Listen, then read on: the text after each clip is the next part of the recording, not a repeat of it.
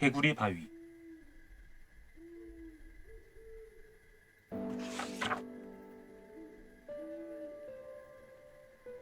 옛날 호랑이 담배 피우던 시절, 금강산 기슭에 깊은 우물이 하나 있었다. 우물 안에는 개구리 형제들이 복작대며 살고 있었다. 낮이고 밤이고 보이는 것은 우물 위의 동그란 하늘뿐이었다. 우물 밖에는 뭐가 있을까?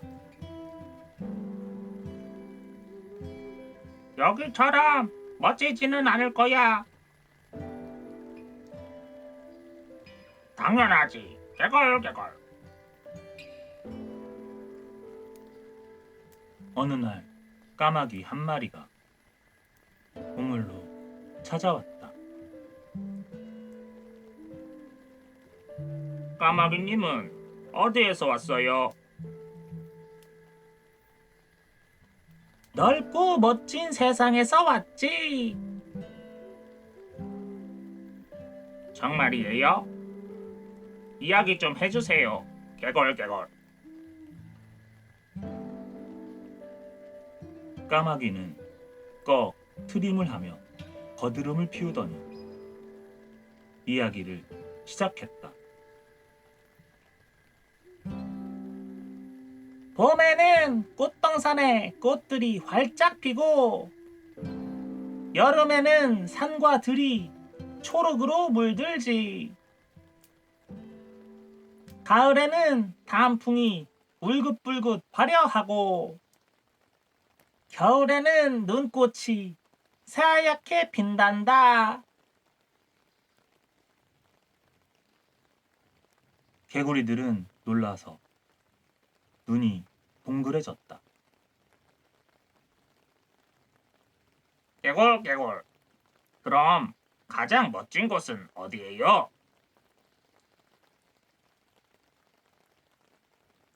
까마귀가 냉큼 대답했다. 그야 금강산이지.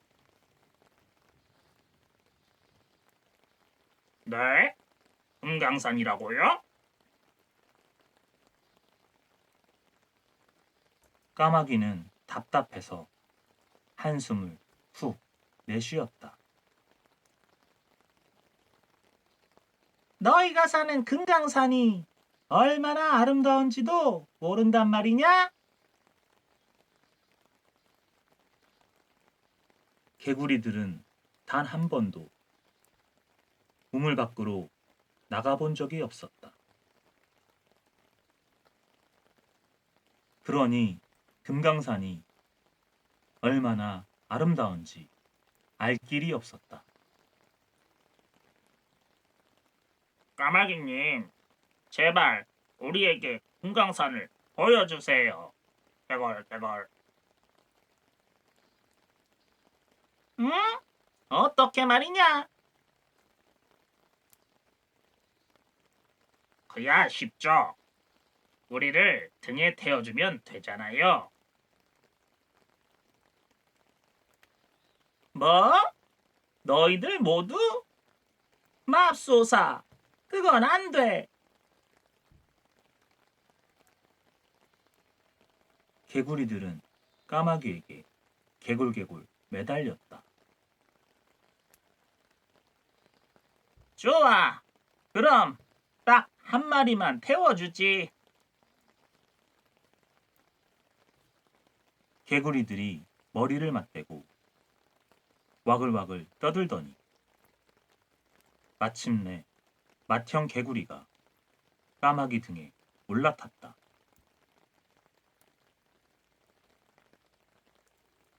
까마귀는 우물 밖으로 힘차게 날아올랐다. 와, 이런 세상이 있다니. 개굴개굴. 혹시 꿈이 아닌가 해서 맏형 개구리는 뺨을 3개 꼬집어 보았다. 까마귀는 까르르 웃더니 맏형 개구리를 금강산 골짜기에 내려주었다.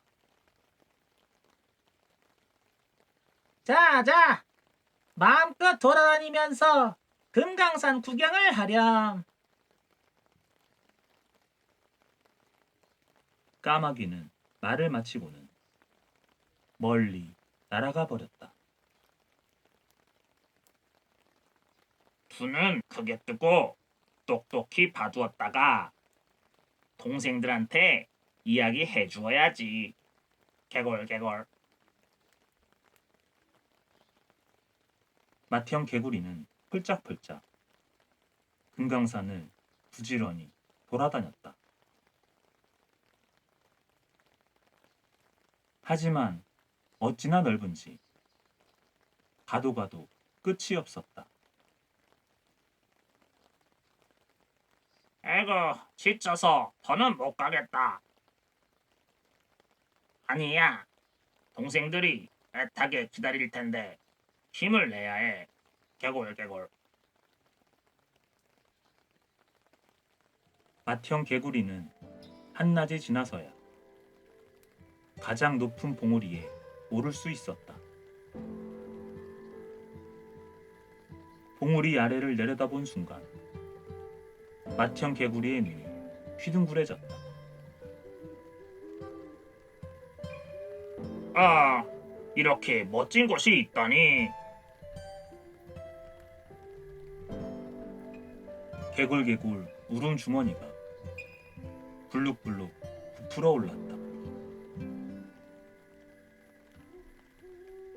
맏형 개구리는 너무도 멋진 경치에 반해 동생 개구리들이 기다리는 것도 까맣게 잊어버렸다. 하루, 이틀, 사흘 꼼짝 않고 그 자리에 앉아있던 맏형 개구리는 두 눈을 동그랗게 뜬 채 그대로 바위가 되어버렸다. 지금도 금강산에 가면 개구리 바위를 볼 수 있다고 한다. 그런데 우물 속 동생 개구리들은 어떻게 되었을까? 아직도 맏형 개구리가 돌아오기만을 기다리며 우물 속에서 눈을 부리부리 뜨고 있다고 한다.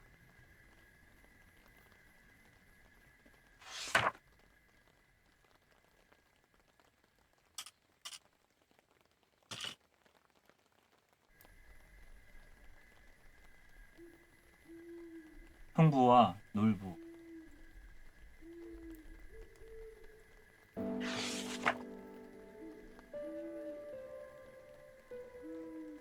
옛날에 흥부 놀부 두 형제가 살았다. 형인 놀부는 욕심 많기로는 따를 사람이 없었다. 동생인 흥부는 마음씨가 착하고 욕심도 없었다. 부모님이 물려주신 재산을 놀부가 다 차지했을 때도 흥부는 불평 한마디 하지 않았다. 그런데도 놀부는 흥부가 몹시 못마땅했다. 아이고, 너희 식구들은 무슨 밥을 그렇게 많이 먹냐? 그 밥만 모아도 큰 부자가 되겠다.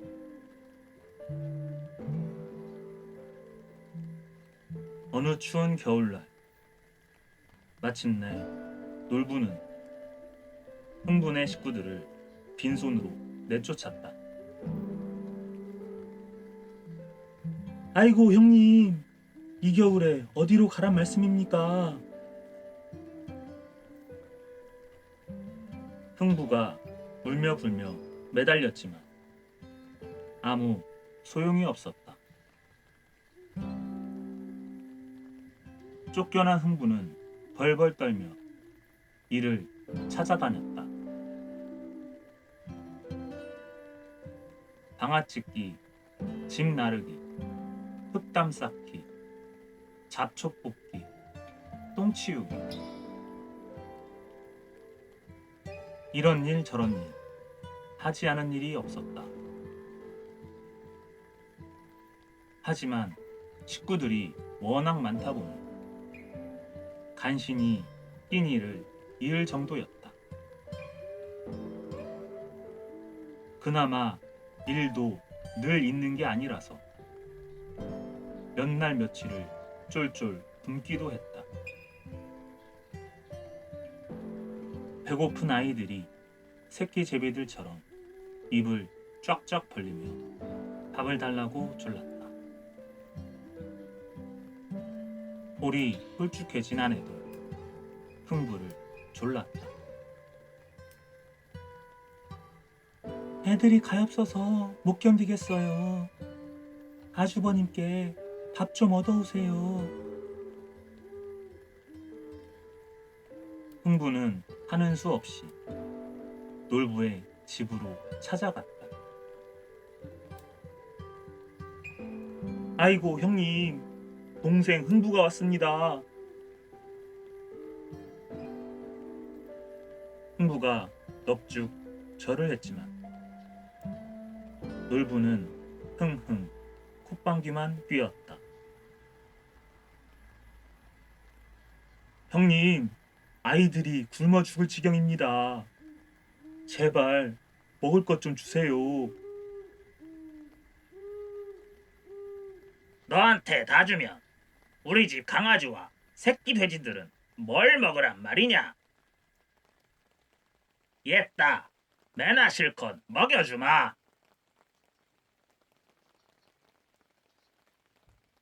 놀부는 몽둥이를 들고 나와 흥부를 흠씬 두들겨 팼다. 부엌에서 밥을 푸던 놀부의 아내도 냅다 뛰어나와 주걱으로 흥부의 뺨을 철썩철썩 때렸다. 집에 돌아온 흥부를 보고 아내는 깜짝 놀랐다. 여보, 이게 웬일이에요? 어쩌다 일이 맞았어요? 흥부는 억지로 웃음을 지어 보였다. 하하, 형님이 밥이랑 돈을 잔뜩 주셨는데 오다가 도둑을 만나 다 뺏겼다오. 거짓말 마세요. 제가 모를 것 같아요? 주기 싫으면 그만이지. 사람은 왜 때린대요? 흥부의 아내는 서럽게 흑흑 울었다. 아이들도 구슬프게 엉엉 울었다. 그렁저렁 모진 겨울이 가고 따스한 봄이 왔다. 가난한 흥부의 집에도 제비가 찾아왔다. 어느 날 처마 밑에 구렁이 한 마리가 나타나 새끼 제비들을 마구 잡아먹었다. 이 녀석, 저리 가지 못해?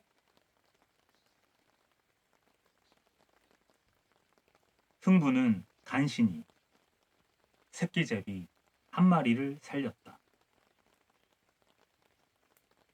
하지만 남은 한 마리마저 그만 다리가 똑 부러지고 말았다.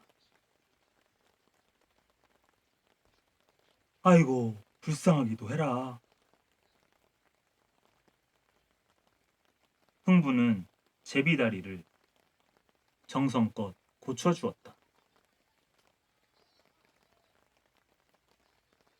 이듬해 봄, 강남 갔던 제비가 박씨 하나를 물고 왔다. 흥부가 박씨를 정성껏 심었더니 쑥쑥 잘 자랐다. 흥부와 아내는 박속이라도 끓여 먹으려고 슬근슬근 닭을 타기 시작했다. 드디어 닭이 쩍 갈라졌다. 그런데 이게 웬일인가? 펑! 첫 번째 박에서는 쌀과 돈이 쉴 새 없이 나왔다. 펑! 두 번째 박에서는 비단이 끝도 없이 쏟아졌다. 펑! 세 번째 박에서는 톱과 망치를 든 목수들이 나와 으리으리한 집을 지어주었다. 흥부는 큰 부자가 되었다. 놀부가 소문을 듣고 달려와 대뜸 호통을 쳤다. 이놈 도둑질을 했구나. 그러니 부자가 된 게지. 아닙니다, 형님. 제비다리를 고쳐주고 이렇게 부자가 되었습니다. 이러저러한 이야기를 듣고 놀부는 엉큼하게 웃었다. 난 제비 10마리를 잡아다가 다리를 고쳐줘야겠다. 집으로 돌아오자마자 놀부는 집안 곳곳에 제비집을 지었다. 그러더니 목을 길게 뺀 채 제비만 기다리고 먹는 것도 수제비만 먹었다. 마침내 놀부의 집에 제비가 날아와 알을 6개 낳았다. 조물락조물락. 놀부가 오며 가며 만지는 통에 5개가 골마 터졌다. 겨우 남은 1개의 알에서 새끼 제비가 나왔다. 새끼 제비는 차츰차츰 자라나 날아갈 준비를 했다. 어이쿠, 큰일 났구나. 놀부는 조심조심 제비집으로 기어 올라가서 제비다리를 뚝 분질러 놓았다. 그러고는 모르는 척 제비다리를 고쳐주었다. 이듬해 봄, 놀부의 집에도 제비가 박씨를 물어다 주었다. 둥실둥실 달덩이처럼 커진 박에 지붕이 내려앉았지만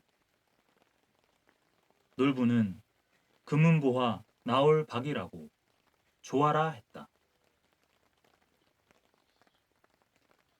슬근슬근 톱질하세 어기 여차 박을 타세 이 박을 켜거들랑 저 박을 켜거들랑 금은 보화 다 나와라 흥부보다 다 나와라 슬근슬근 덥지라세 얼씨구나 좋을시고.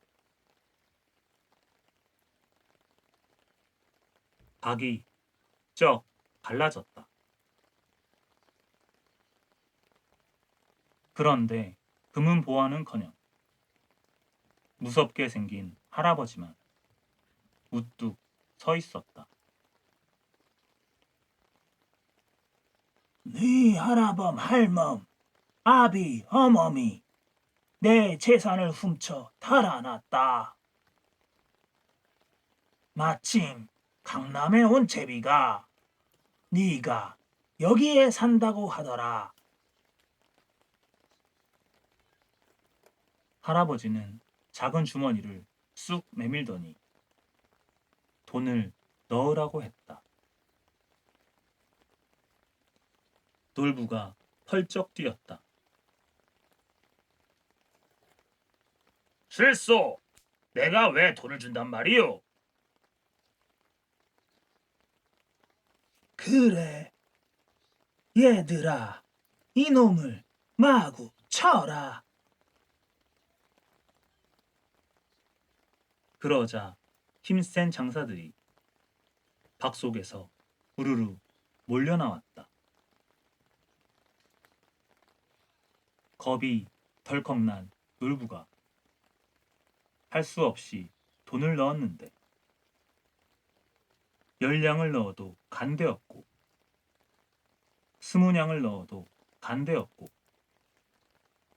100냥, 1000냥을 넣어도 간대없었다. 주머니는 놀부의 살림살이를 몽땅 삼켜버렸다. 이것은 욕심쟁이의 재산을 몽땅 먹어치운 주머니지. 할아버지는 껄껄 웃으며 스르르 사라졌다. 채, 이번에는 꼭 금은보화가 쏟아져 나오겠지. 놀부는 투덜대며 두 번째 박을 탔다. 펑!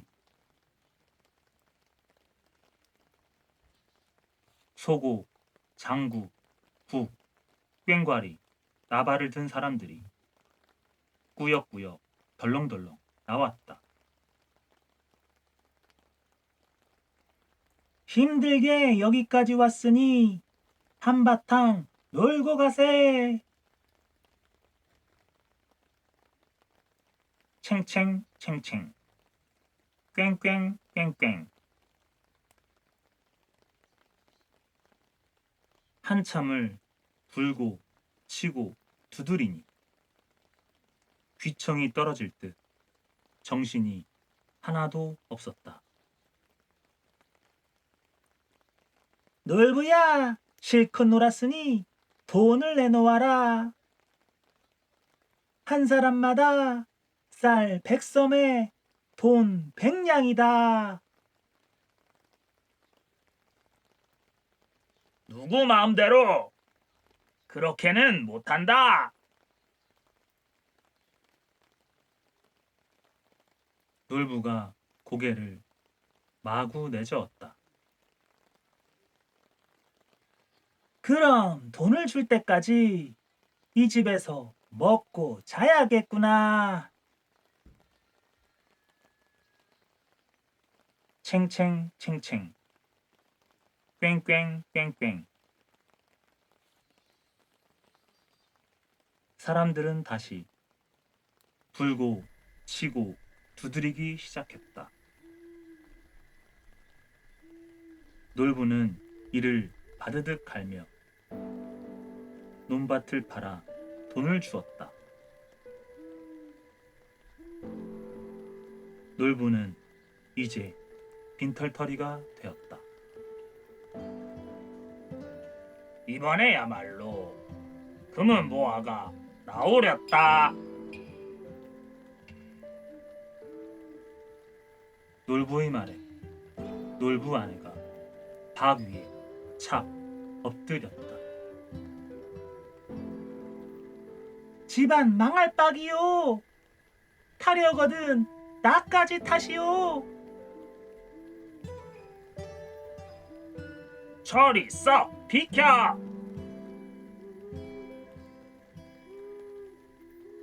놀부는 아내를 확 밀어내고 세 번째 박을 탔다. 펑! 수염이 더부룩한 장군이 창을 들고 뛰쳐나왔다. 네 이놈 놀부야. 착한 동생을 괴롭히고 못된 짓만 한다기에 혼내주려고 벼르던 참이었다. 당장 네 놈의 목을 댕강 치리라. 놀부는 그 자리에 벌렁 나자빠졌다. 이때 흥부가 소식을 듣고 달려왔다. 비나이다 비나이다. 형제는 한 몸인데 형님이 죽고 나면 이 흥부가 어찌 살겠습니까? 형님을 벌 주시려거든 저부터 죽여주십시오. 흥부가 눈물을 뚝뚝 흘리자 장군이 고개를 끄덕였다. 나쁜 놈 잡으려고 어찌 착한 사람을 죽이겠느냐.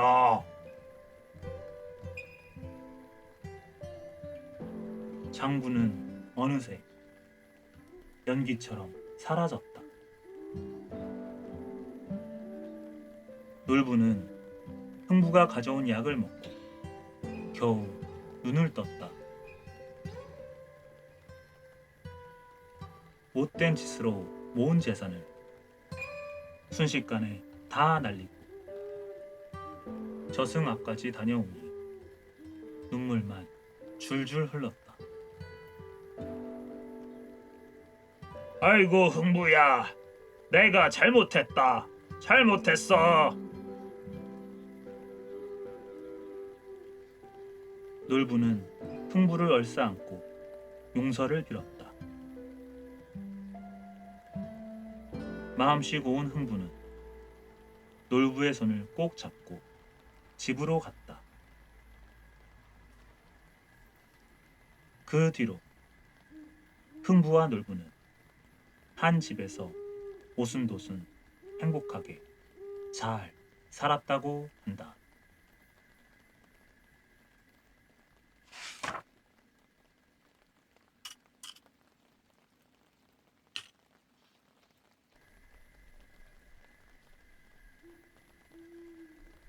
효녀 신청.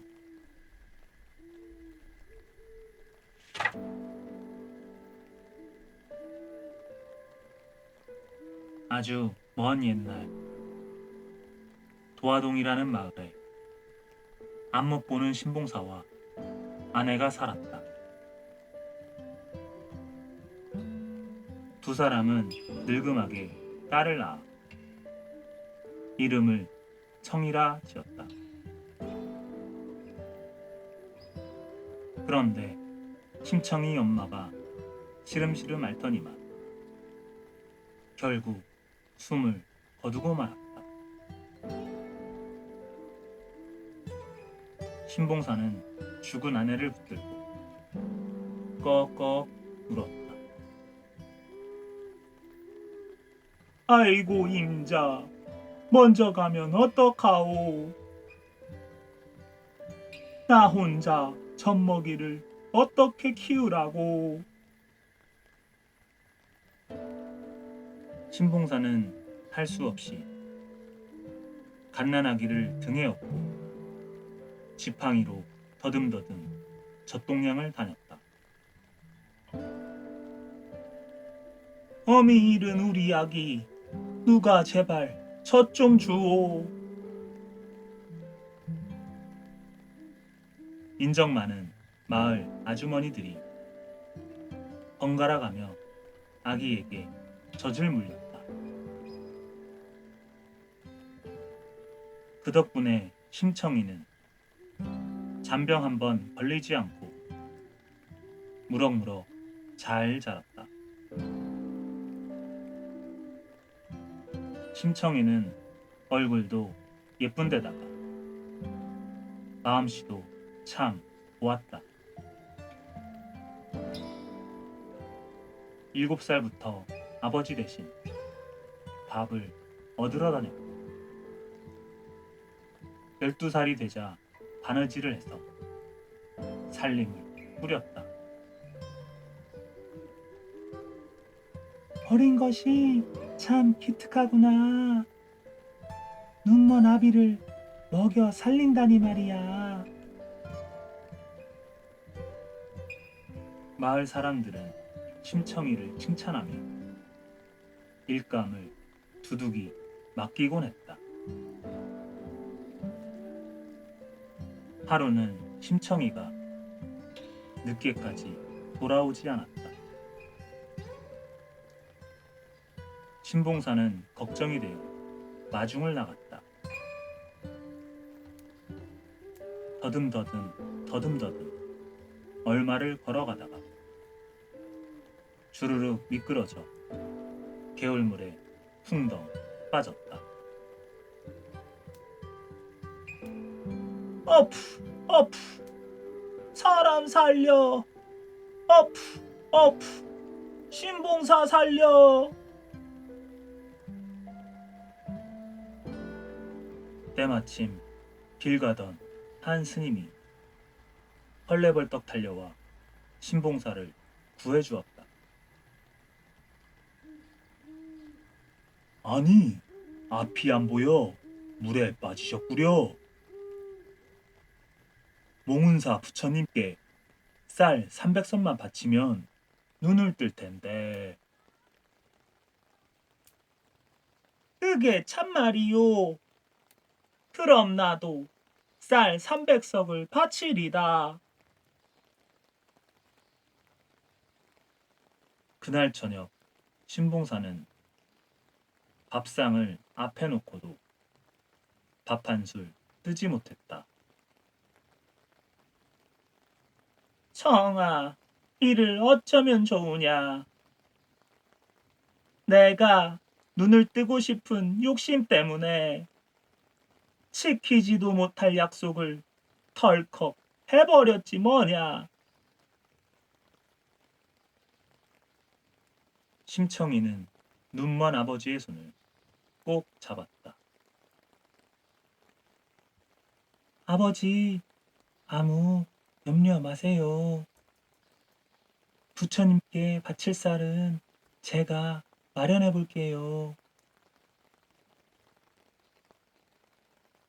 며칠 뒤 도화동에 낯선 뱃사람들이 나타났다. 바다에 제물로 바칠 15살 처녀를 찾습니다. 돈이든 쌀이든 달라는 대로 주겠소. 심청이는 그 소리를 듣고 뱃사람들을 찾아갔다. 이때 심청이 나이가 꼭 15살이었다. 제가 가겠어요. 그 대신 저희 아버지가 눈뜨시게 쌀 300석을 몽은사에 바쳐주세요. 뱃사람들은 눈시울이 뜨거워져서 그저 고개만 끄덕였다. 마침내 심청이가 배를 타고 떠나는 날이 되었다. 신봉사는 나루터까지 달려나와 신을 벗어 땅을 치며 울부짖었다. 아이고 정아, 아비가 잘못했다. 너 죽고 내 눈 뜨면 그게 무슨 소용이란 말이냐? 심청이는 멀어져가는 배 위에서 손나발을 하고 목청껏 외쳤다. 어르신들, 우리 아버지 좀 잘 보살펴 주세요. 배는 푸른 물살을 가르며 앞으로 나아갔다. 그런데 어느 곳에 다다르자 갑자기 휑휑 바람이 불고 출렁출렁 파도가 치기 시작했다. 자, 여기가 용왕님께 제사를 지낼 인당수라네. 심청이는 뱃머리에 사뿐히 올라섰다. 비나이다, 비나이다. 부디 눈만합이 눈뜨게 하옵소서. 심청이는 두 손을 꼭 모으고 시퍼런 바닷물에 풍덩 뛰어들었다. 그러자 거짓말처럼 바람이 그치고 물결이 잔잔해졌다. 물에 빠진 심청이는 정신을 잃고 말았다. 그런데 어디에선가 커다란 거북이가 나타나더니 심청이를 등에 태우고 용궁으로 데려갔다. 정신을 차린 심청이가 어리둥절한 얼굴로 물었다. 여기가 어딘가요? 제가 아직 살아있는 건가요? 용왕이 빙그레 웃으며 대답했다. 여기는 용궁이다.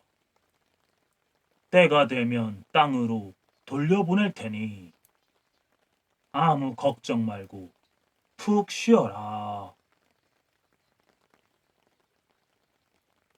한편 신봉사는 몽은사에 쌀을 바치고도 눈을 뜨지 못했다. 다행히 뱃사람들이 쌀과 돈을 많이 주고 가서 넉넉하게 지낼 수 있었다. 그 소문을 듣고 이웃마을에 사는 뺑덕어멈이 찾아왔다. 신봉사 나리, 혼자 사시니 쓸쓸하시죠? 앞으로는 제가 밥도 해드리고 빨래도 해드리고 어깨도 주물러 드릴 테니 우리 같이 살아요. 하지만 뺑덕어멈은 얼마 못 가서 신봉사의 재산을 몽땅 털어먹고 어디론가 달아나 버렸다. 아이고, 이제 이 캄캄한 세상을 어찌 살아갈꼬? 신봉사는 마당에 주저앉아 땅을 치며 울었다. 어느덧 땅에서는 세월이 3년이나 흘렀지만 용궁에서는 겨우 사흘밖에 지나지 않았다. 용왕은 심청이를 커다란 연꽃송이에 넣어 바다 위로 띄워보냈다. 바다 위를 지나던 뱃사람들이 둥둥 떠다니는 아름다운 연꽃송이를 보았다. 이렇게 큰 연꽃은 태어나서 처음 보네. 보통 연꽃은 아닌 듯하니 임금님께 갖다 바치세. 뱃사람들은 연꽃 송이를 궁궐로 가져갔다. 임금님은 눈이 휘둥그레져서 말했다. 연꽃이 어쩌면 이리도 크고 탐스럽단 말이냐. 그때 더 놀라운 일이 일어났다. 연꽃잎이 스르르 벌어지더니 심청이가 모습을 드러낸 것이다. 연꽃 위에 다소곳이 앉은 모습은 눈부시게 아리따웠다. 임금님의 가슴이 콩닥콩닥 뛰었다. 임금님은 신하들에게 큰 소리로 말했다. 이 처녀는 하늘이 보내신 게 틀림없소. 그러니 이 처녀를 왕비로 삼을 것이오. 얼마 뒤 궁궐에서 임금님의 결혼식이 열렸다. 궁궐 안팎이 잔치 분위기로 떠들썩했다. 임금님은 어찌나 기분이 좋았던지 연꽃을 가져온 뱃사람들에게 큰 상을 내렸다. 심청이가 왕비가 된 뒤 나라 안은 참 평화로웠다. 하지만 심청이의 얼굴에는 늘 근심이 가득했다. 중전, 무슨 걱정이라도 있소? 속 시원히 말해보구려. 심청이는 그때까지 있었던 일을 모두 털어놓았다. 그렇다면 지금이라도 중전의 아버님을 찾아야지요. 임금님은 당장 도화동으로 신하를 보냈다.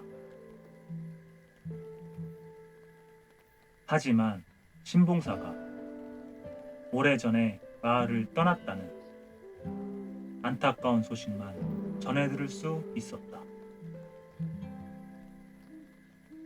그러던 어느 날 심청이의 머릿속에 좋은 생각이 떠올랐다. 전하, 눈먼 사람들을 위해 큰 잔치를 베풀어 주세요. 그러면 제 아비도 반드시 찾아올 것입니다. 심청이의 말대로 궁궐에서 잔치가 열리자 곳곳에서 눈먼 사람들이 구름같이 모여들었다. 하지만 신봉사의 모습은 통 보이지 않았다. 마침내 잔치의 마지막 날이 되었다. 심청이는 잔치마당을 여기저기 살펴보다 웬 거지에게 정신없이 달려갔다. 아이고 아버지, 여태 눈을 못 뜨셨어요. 저예요, 청이. 아버지 딸 청이란 말이에요. 뭐라고? 죽은 청이가 살아 돌아왔다고. 어디 보자. 내 딸 얼굴 좀 보자. 신봉사는 두 눈을 끔적끔적했다. 그러더니 번쩍 눈을 떴다. 아버지! 아이고 청아! 그 뒤로 심청이는 아버지를 모시고 오래오래 행복하게 살았다.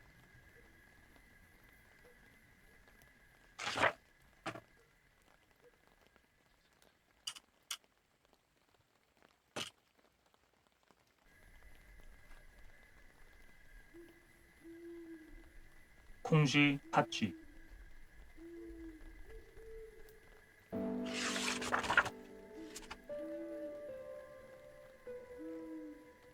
옛날 어느 마을에 사이좋은 부부가 살았다. 부부는 남부럽지 않게 알뜰살뜰 잘 지냈다. 그런데 딱 한 가지 걱정이 있었다. 나이 들도록 아기가 없다는 것이었다. 제발 아기를 갖게 해주세요. 부부는 밤낮을 가리지 않고 열심히 빌었다. 그 덕분인지 얼마 지나지 않아 아기가 생겼다. 하늘이 우리 소원을 들어주셨구려. 부부는 기쁨에 겨워 덩실덩실 춤을 추었다. 10달이 지나자 부인은 귀여운 딸을 낳았다. 얼굴이 공처럼 동그랗구려. 콩처럼 단단하게 자라려나 봐요. 부부는 아기 이름을 콩쥐라고 지었다. 콩처럼 야무지고 쥐처럼 바지런하라는 뜻이었다. 그런데 슬픈 일이 생겼다. 콩쥐 어머니가 시름시름 앓기 시작한 것이다. 콩쥐 아버지는 100일도 안 된 콩쥐를 키우며 병든 콩쥐 어머니를 돌보았다. 하지만 콩쥐 어머니는 어린 콩쥐를 남겨둔 채 세상을 떠나고 말았다. 콩쥐 아버지는 땅을 치며 슬퍼했다. 당신 대신 콩쥐를 잘 키우리다. 그 뒤 콩쥐는 홀아버지의 손에서 무럭무럭 자랐다. 달덩이처럼 복스럽기도 하구나. 머리를 곱게 따내린 콩쥐를 보고 마을 사람들이 입을 모아 말했다. 이제 콩쥐도 어느 정도 컸으니 새 부인을 맡는 게 어떻겠소? 마을 사람 하나가 콩쥐 아버지에게 말했다. 얼마 뒤 콩쥐 아버지는 새 부인을 맞았다. 새 부인은 팥쥐라고 하는 딸아이를 데리고 왔다. 콩쥐와 팥쥐라 언니 동생으로 사이좋게 잘 지내렴. 오랜만에 아버지의 얼굴에 싱글벙글 웃음꽃이 피었다. 엄마, 이 치마 내가 입을래. 팥쥐는 콩쥐를 보자마자 고운 치마를 탐냈다. 팥쥐는 얼굴이 팥처럼 빨갛고 못생긴 아이였다. 게다가 제 엄마를 닮아 욕심꾸러기였다. 새 엄마와 팥쥐는 틈만 나면 콩쥐를 괴롭혔다. 불쌍한 콩쥐는 돌아가신 어머니를 생각하며 남몰래 혼자 울곤 했다. 콩쥐 아버지는 바깥 일이 많아 콩쥐가 괴롭힘 당하는 것을 알지 못했다. 어느 날 새엄마가 팥쥐에게는 쇠호미를 주고 콩쥐에게는 나무호미를 주며 말했다. 너희도 이제 다 컸으니 밭에 나가 힘을 내어라. 불을 다 뽑기 전에는 집에 올 생각도 말고. 팥쥐는 쇠호미로 모래밭의 불을 금세 다 뽑았다. 콩쥐는 나무호미로 자갈밭의 불을 힘겹게 뽑았다. 그러다가 그만 호미자루가 뚝 부러지고 말았다. 어쩌나 집으로 돌아갈 수도 없겠구나.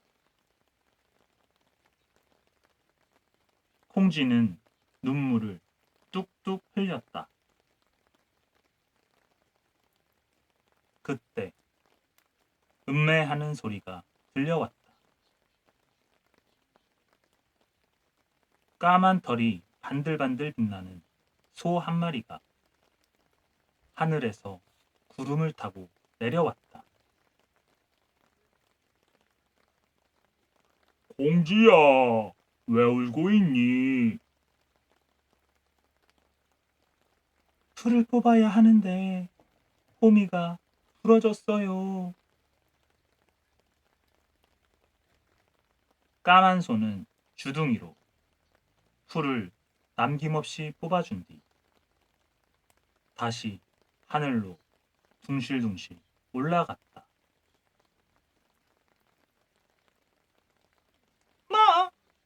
자갈밭의 풀을 벌써 다 뽑았다고? 새엄마는 못 믿어온 눈으로 콩쥐를 바라보았다. 못된 깨를 쓴 게 틀림없어.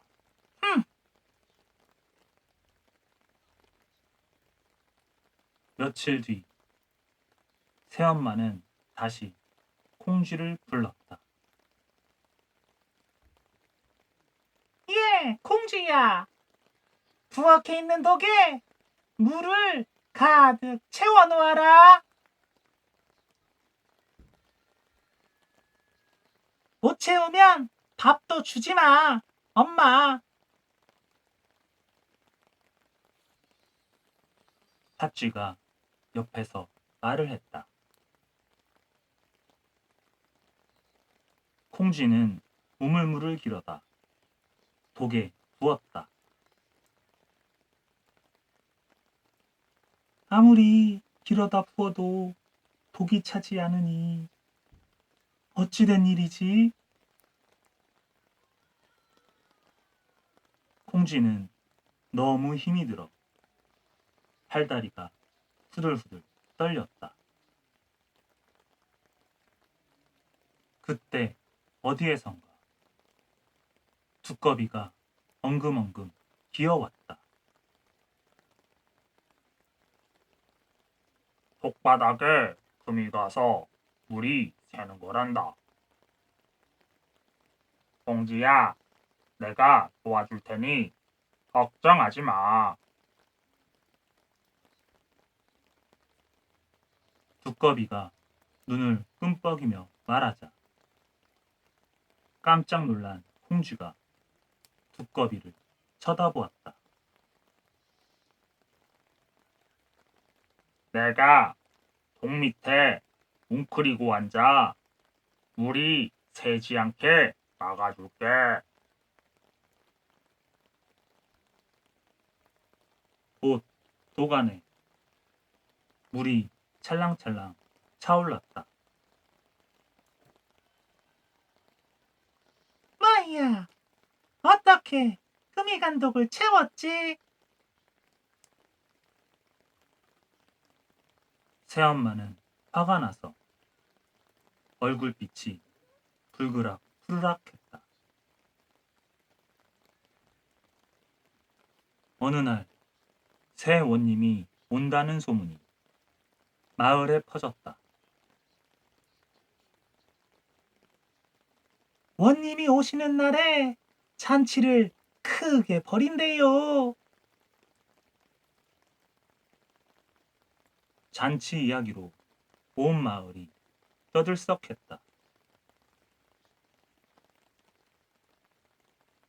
마침내 잔칫날이 되자 새엄마와 팥쥐는 새 옷으로 갈아입고 집을 나섰다. 콩쥐야, 너도 잔치에 가고 싶으니? 그럼 배 두피를 다 짜고 커피 세 가마의 껍질을 벗겨놓고 오너라. 알겠지? 열흘이 걸려도 다 못할걸? 팥쥐가 약을 올렸다. 배 두필은 언제 닿잖아. 콩쥐는 절로 한숨이 나왔다. 커피 세 가마는 언제 다 껍질을 벗기나? 돌아가신 어머니 생각에 자꾸 눈물이 흘렀다. 어머니, 어쩌면 좋아요. 그때 어디에선가 사근사근한 목소리가 들려왔다. 콩쥐야, 콩쥐야, 걱정 마라. 고운 비단 옷을 입은 선녀님이 구름을 타고 둥실둥실 내려왔다. 서둘러 잔치에 갈 준비를 하렴. 선녀님은 아롱아롱 예쁜 치마 저고리와 비단신을 주었다.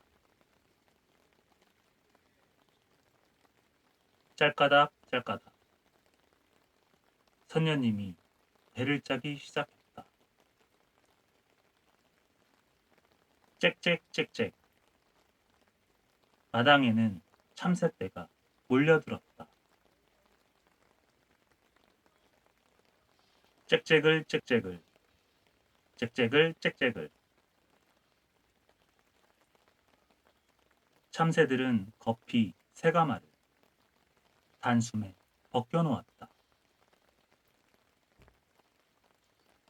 콩쥐는 선녀님이 준 예쁜 옷을 입고 금실 은실로 수놓은 비단신도 신었다.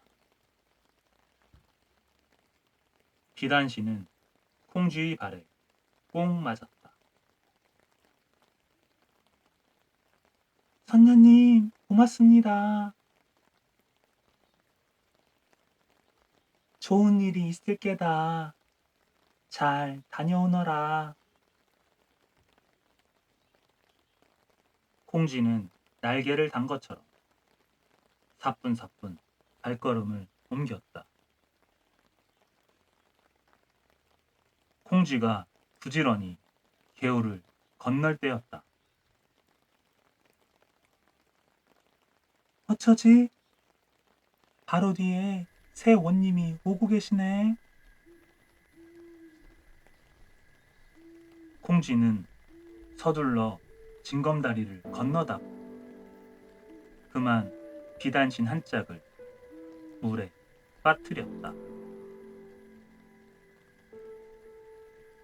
뒤따라오던 원님이 개울물에 둥실둥실 떠내려가는 비단신을 보았다. 여봐라, 저 비단신을 건져오너라. 원님은 작고 예쁜 비단신을 요모조모 살펴보았다.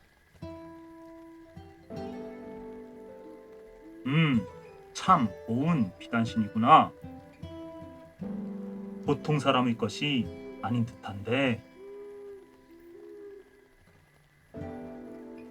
원님은 비단신의 주인이 누구일까 궁금했다. 드디어 새 원님이 잔치마당에 다다랐다. 이 비단신의 주인이 누구냐? 앞으로 나오너라. 이방이 우렁우렁 큰 소리로 말하자 욕심쟁이 새엄마가 냉큼 나섰다. 허허, 제가 잃어버린 비단신이에요. 하지만 비단신은 새엄마의 발꿈치에서 탁 걸렸다. 이번에는 팥쥐가 싹싹 나섰지만 팥쥐의 발에는 헐렁헐렁 크기만 했다. 원님은 새엄마와 팥쥐를 호되게 꾸짖은 뒤 이방에게 명령했다. 온 마을 여자들에게 비단신을 신어보게 하여 반드시 주인을 찾아오너라. 콩쥐는 맨 마지막에 비단신을 신어보았다. 비단신은 콩쥐의 발에 꼭 맞았다. 그제야 콩쥐는 나머지 한 짝을 살며시 내놓았다. 오, 당신이 바로 비단신의 주인이었구려. 원님은 콩쥐가 마음에 쏙 들었다. 나와 결혼해 주겠소? 콩쥐는 수줍게 웃으며 고개를 끄덕였다.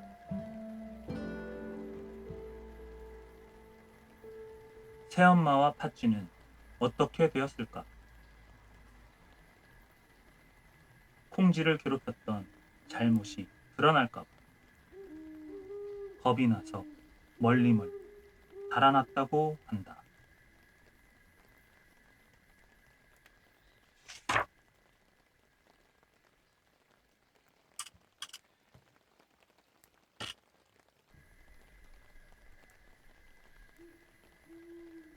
눈에 갚은 꿩.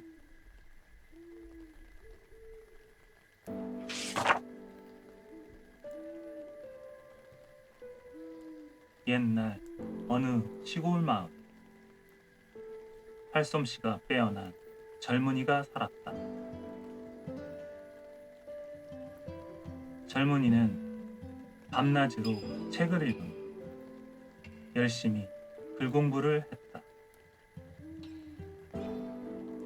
마침내 과거를 보러 한양에 가기로 마음먹었다. 사나운 짐승을 만날지도 모르니 활과 화살통을 챙겨가야겠군. 한양으로 가는 길은 멀고도 험했다. 출렁출렁 강이 앞을 가로막으며 나룻배를 얻어탔다. 뾰족뾰족 산이 앞을 가로막으며 가파른 바위를 기어올랐다. 어느 날 젊은이는 산길을 가다가 딱 멈춰섰다. 씩씩 커다란 구렁이 한 마리가 뙬리를 튼 채 혀를 날름거리고 있었기 때문이다. 젊은이는 조심조심 지나치려다가 무엇인가를 보고는 갑자기 활과 화살을 빼서 구렁이를 겨누었다.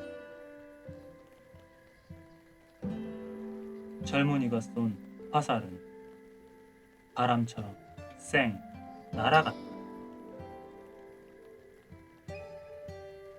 화살을 맞은 구렁이는 풀썩 쓰러졌다. 그 앞에는 새끼꿩 3마리가 와들와들 떨고 있었다. 하마터면 구렁이한테 고스란히 잡아먹힐 뻔했구나. 자, 얼른 집으로 돌아가렴. 새끼꿩들은 고맙다는 듯 몇 번이나 뒤를 돌아보았다. 그러고는 자박자박 숲속으로 사라졌다. 젊은이는 구렁이를 땅에 잘 묻어주었다. 새끼꿩들을 잡아먹으려고 하지 않았다면 너를 죽이지는 않았을 텐데.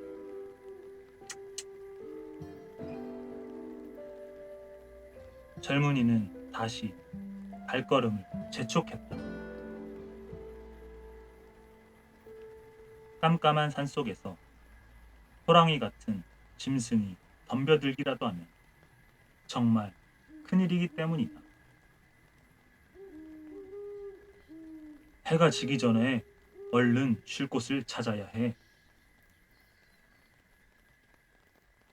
젊은이는 어느새 어둑어둑해진 산길을 걷고 또 걸었다. 그런데 땀을 뻘뻘 흘리며 아무리 가도 집 한 채 나타나지 않았다. 아이고 다리야. 절이라도 나오면 하룻밤 쉬어가련만. 그때 저만치에서 깜빡깜빡 불빛이 보였다. 어찌나 반가운지 젊은이는 헐레벌떡 뛰어갔다. 울타리도 대문도 없이 달랑 방 한 칸에 허름한 헛간뿐인 누추한 집이었다. 아이고, 그래도 젊은이는 살 것 같았다. 지나가던 나그네입니다. 하룻밤 묵어갈 수 있겠습니까? 방문에 불빛이 일렁일렁. 사람 그림자가 어른어른했다. 그런데도 안에서는 아무 말이 없었다. 젊은이는 목소리를 높여 다시 물었다. 안에 아무도 안 계십니까? 마침내 삐걱 소리를 내며 문이 열렸다.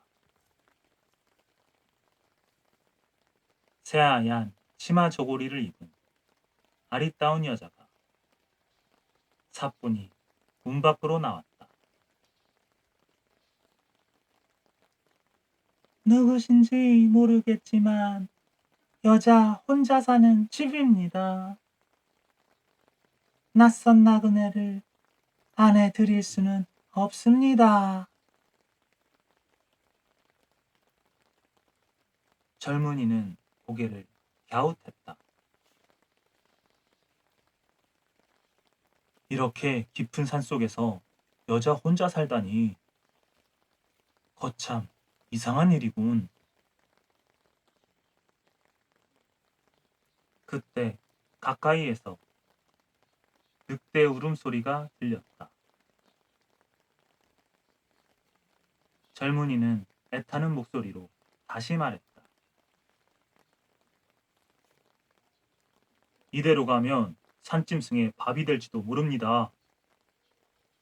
헛간이라도 좋으니 하룻밤만 재워주십시오. 여자는 잠깐 생각하다가 고개를 끄덕였다.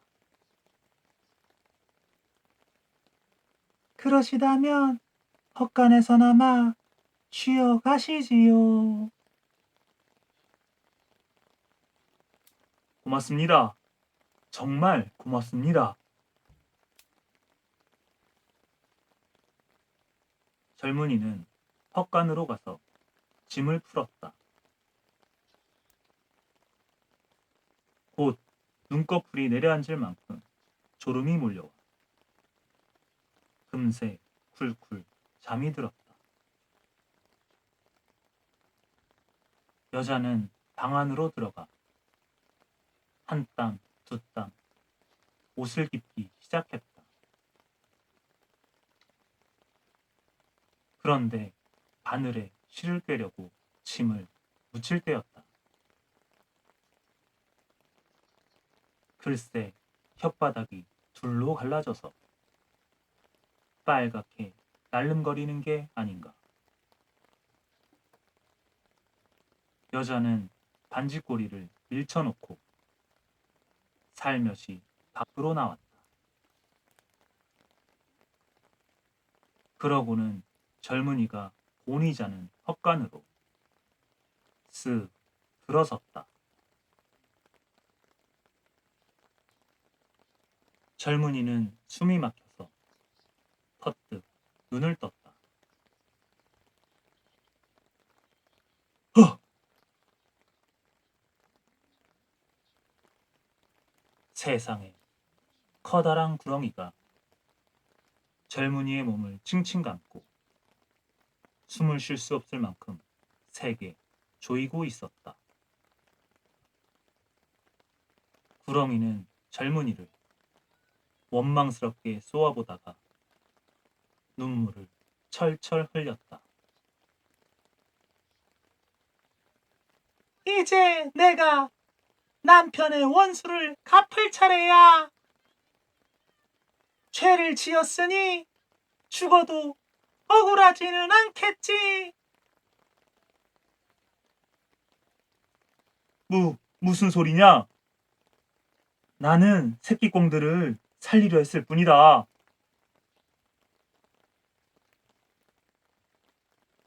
구렁이는 젊은이를 노려보았다.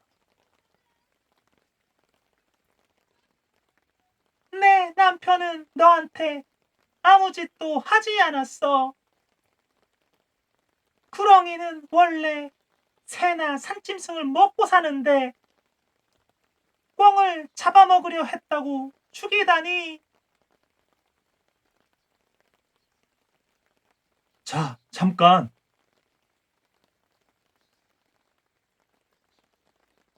젊은이는 숨을 몰아쉬고 말했다. 나는 네 남편을 불쌍히 여겨 땅에 잘 묻어주었어. 이대로 죽는 건 억울하다. 구렁이가 팔을 누그러뜨리고 말했다. 좋아. 그럼 네게 살 수 있는 기회를 주지. 이 산에는 오래된 종각이 하나 있다.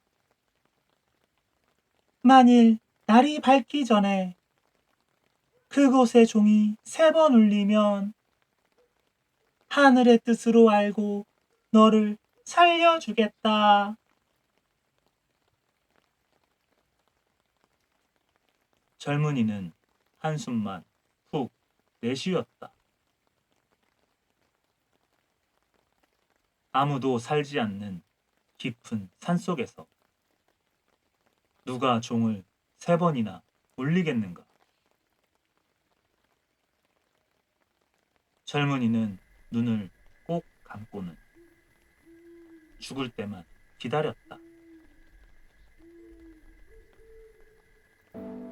서서히 날이 밝아왔다.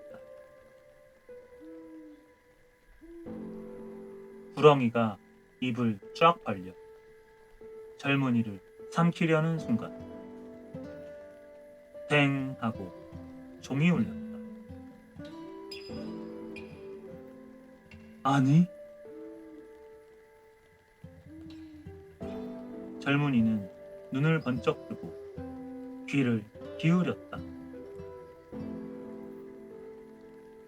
이윽고 땡 하고 2번째 종소리가 났다. 구렁이는 분해서 몸을 부르르 떨었다.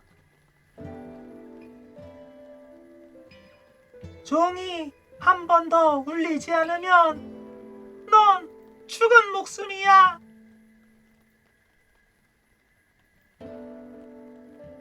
젊은이는 입술이 바짝바짝 말랐다. 제발 한 번만 더 종을 울려주세요. 해가 막 솟아오르고 있었다. 구렁이는 젊은이 몸을 더욱더 꽉 쥐었다. 그때 3번째 종소리가 울려 퍼졌다. 땡. 드디어 어둠이 물러가고 햇살이 헛간을 환히 비추었다. 분하다. 하지만 약속은 지키겠다. 구렁이는 젊은이를 풀어주고는 어디론가 스르륵 사라졌다. 살았군. 그런데 대체 누가 종을 울린 걸까? 젊은이는 종각이 있는 곳으로 불이 나게 달려갔다. 종각 아래 꿩 3마리가 머리에 피를 흘리며 쓰러져 있었다. 아, 이럴 수가. 새끼 꿩의 가족이 죽음을 무릅쓰고 몸을 부딪혀 종을 울렸던 것이다. 이렇게 죽으면서까지 은혜를 갚다니. 젊은이는 꿩 3마리를 땅에 보이묻어 주었다. 그리고 자신이 죽인 구렁이와 자신을 살린 꿩들을 위해 두 손 모아 한참 빌었다고 한다.